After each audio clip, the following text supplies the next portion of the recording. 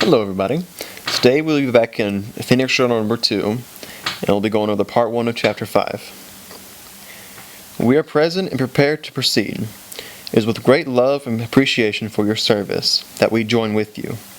I am Sananda with my brother, Judas Iscariot. Blessings upon these writings. I salute Commander Haton of Pleiades for his willing participation, and I honor the thousands of hours you ones have spent in concentrated training and preparation for our arrival as an Earth-based team.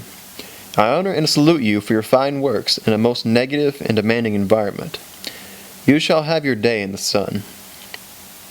I now relinquish communication circuits to Judas Iscariot, that we might move rapidly with this project. I place my seal upon this work and upon this information, and I bless you with the ease of input and peace within you that you know of truth. So be it, Salut. This will be Judas. Greetings in the radiance. Judas here to continue. I also bring respect and appreciation to the members of the Pleiades fleet, and more specifically to Commanders Haton, Semyazi, Asket, Leia, Corton, for his superb communications assistance, and to you ones of Pleiades, stationed on Earth base, which must remain unlabeled for security reasons. Your honor will be fulfilled as you see the wondrous truth displayed on thy media screens around thy world. This information must be perpetually given into the hands of beloved WG, and immediately upon completion it is to be copyrighted under a pen name, which will be decided at that time. Zimpapu Odyssey, which is journal number 1, will also be placed in a publishing format, in preparation for information seekers. Publication will be in the form and sequence in which the communiques are being sent and received. At all times, security and safety measures must be observed and carefully exacted. Screenplays and further distribution instructions will be forthcoming. For security purposes, this information probably will be registered by Darishka Marad as author to protect Dharma's identity. These works in the beginning will most likely be published through Sister T, so this location of base central will be held in some measure of security. Many things can also be brought forth throughout Little Crow Productions as we move further into integration. These things are brought forth here, and for I respond now to Dharma's queries. Dharma, this next portion that will be placed within for documentation has already been brought unto you within the past few days. Search it out that our time be shortened. You will locate it from Wednesday, August 2nd, 1989, record number 2, 2 p.m., 351, year 2, day 351. Included in the total for it was brought forth by Emmanuel Isu Jesus Sananda. That writing covers a portion from the scrolls, as well as a current imprint from the Master himself. Let this portion be complete, let us move on, so be it. Wednesday, August 2nd, 1989, 2 p.m., year 2, day 351, and this will be Jesus Sananda speaking. Since many of the ones who served with me in the Middle Eastern lands have now returned with me to serve again, I must be in the enlightening of your different thrust. I watch ye beauteous ones thrash and format in agitation of your directions. Ye are in a different time and place. Yours will be by works of a different nature at this time. I am Isus Jesus Sananda, who comes in thy service to do a bit of reminding. Lessons must be of such nature that the point can be utilized in any circumstance. You go where you can accomplish and allow seeds to germinate and sturdy plants to grow to harvest. To run about teaching one to one, as the disciples did in the Holy Lands, is most foolish indeed. Firstly, you will negate our thrust of building a thriving industrial city of newness, and you will not reach but a puny few who will not believe at any rate. No, students of light or Shilas, the teachings must be spread forth through giant television, motion picture complexes, and such as that type of conduit. Masses spread in circulation, these are the last offerings of the word of truth to seek humanity, and it must be a mammoth in nature. I will effort at comparison of teachings, as I gathered you around me in those days of 2,000 years ago, and now in the present time. Instructions to Mind 12. I called my 12, and they were all as follows. Simon called Peter, his brother Andrew, James the son of Zebedee, and his brother John, Philip and Bartholomew, Bartholomew, Thomas and Matthew, the customs officer James, the son Alphaeus, and Thaddeus, Simon Niceas, and Judas Iscariot, who was the only one beside me who understood the script. And that's important to remember. I sent them forth and told them not to go into the streets of Israel and to not go near the Pharisees and the scribes, but rather to go to the cities of Samaritans and the unknowing and any, and all other parts of the world. I told them thusly, to do this after I would be gone from them for these ones, the unknowing heathens, which only means unbelieving, agnostic, etc., simply a definitive term. For they did not belong to the house of Israel, which would bring death and bloodshed into the world. And again, brethren, I speak not against any individual man, but as a defined group of ones in thought and doctrine. I told them to go forth and teach that the laws of nature are the laws of the creation, and the power of man's spirit embodies life. I told them to heal the sick, rouse the dead, cleanse the lepers, drive out evil spirits, etc. These services were done without pay, given freely to all one's asking. Material needs would be met with work of integrity, and the marketplace with honor and honesty. I told them not to amass gold, silver, or copper in their belts. Their works would produce remuneration, and it would be recycled into the business, and works that the work and the word could be spread. Those ordained to go forth into the frontiers would leave the businesses in the hands of the servants, who would remain to ensure a foundation of value to cover the earth's needs. All would have, but no one person will glean great masses of wealth, be squandered or stolen. At that time, it was far different from your current lifestyle, where there is a hotel on every corner and eating establishments by the hordes in every village. And ye can travel by machine and thus and so.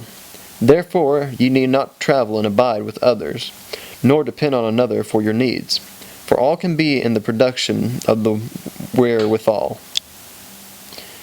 This is if you will come into thy purpose and settle down to do of thy works, as ye have accepted and committed. 2,000 years ago, I told them to go only with those things that are absolutely necessary, so that they could eat and sleep on their journey, and so that they could keep clean and have always clean changes of clothing. Travel was dangerous in those days, and I told them not to carry many things with them, for they would only be burdened and would become welcome victims for thieves. I reminded them that each good deed is worth its pay. If you diligently preach and teach knowledge, you shall not want anything. Now this was meant exactly as I laid forth.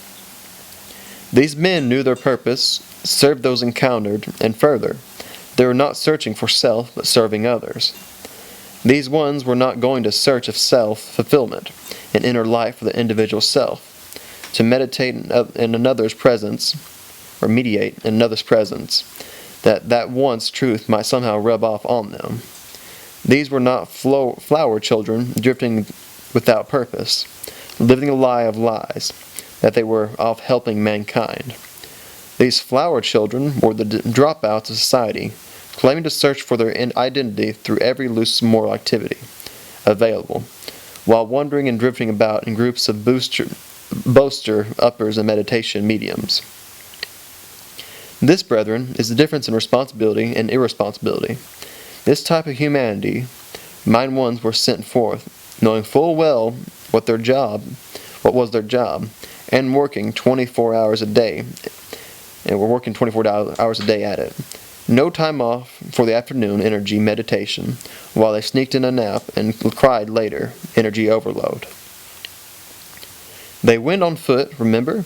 They walked thousands of miles, where you can put 150 envelopes into the mail to cover the same thousands of miles. So be it. You cop out by saying, well, you told them to do this or that, and thus and so. When you do as they had to do, then you come and complain to me. And watch it, friends. If you do not do your job well now, that is exactly the way you will find yourself doing it. And brothers, you have committed unto the work no matter how you have to do it. I warned them to check carefully when entering a village. Remember, no motels, and they had to search out living quarters in private places. So I urged them to take a great care and inquiry about if there would be someone there who would be worthy, and advised them to stay with the same until departure if possible. I told them to salute a house when it was entered into, and I tell you to honor or salute the house into which you enter. It is gracious and imparts love and vibrations of peace and goodness. If the house is worthy, your peace will come upon it.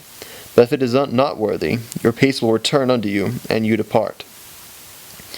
If someone does not want to take you in or hear your speeches, leave that house or that town, and shake the dust off your feet. I told them then, I tell you now, not to stay in a place where you are not welcomed with openness. Your truth and speeches will not be recognized. Flee from these places, for they are selfish and disloyal to nature. They revere not sacred things. They will be honoring false gods and idols of whatever nature they so choose, from worldly manifestation. They are not followers of the creation, nor the laws thereof.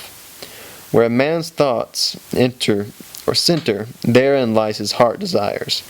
Rarely is it centered on God or the creation. I will now just repeat unto you that which I said unto them, that you can see the teachings are as filled with truth for you today as it was 2,000 years past. I did not lay down these edicts, brethren. These were edicts passed down from God to a people in disobedience of the very laws of the creation, and knew not any Christ's path of truth. Herein I speak of Israel, since that was the directed subject material on this morn. I would have it otherwise. It is not otherwise. So be it. Flee from those places of false gods and false teachings, for they will seek your life, because they do not want to forsake that which they have, and that which they are. This includes multitudes of false Christians, brethren.